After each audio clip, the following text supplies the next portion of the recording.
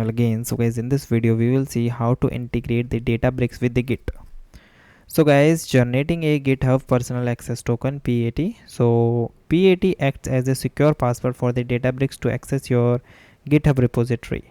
So log in into your GitHub account, then navigate to the setting from the profile drop down. Click the option of developer setting in the left sidebar and select the personal access token.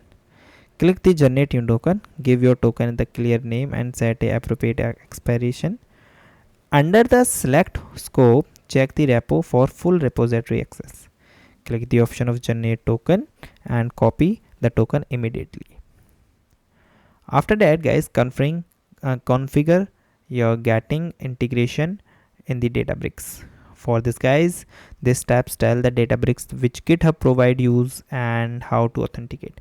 First of all, open your Databricks workspace. Click the user icon in the top right corner and select the user setting. Go to the developer tab in the setting window. Select the GitHub integration. Choose GitHub as your provider. Paste your copied GitHub personal access and enter your GitHub username or the email. Then click the option of save button to confirm your settings. After that, cloning a GitHub repository in the Databricks.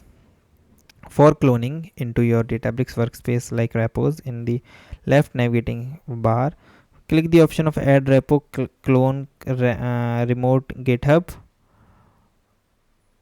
Okay, then confirm your GitHub provider, it's GitHub. After that, you simply choose the desired folder name for your local clone repository and create the option of create repository.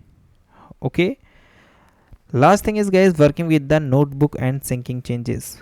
For this, open any notebook or file with your clone repository and make sure your desired code or content change. Select the Git icon, click the option of review and changed and stays changes.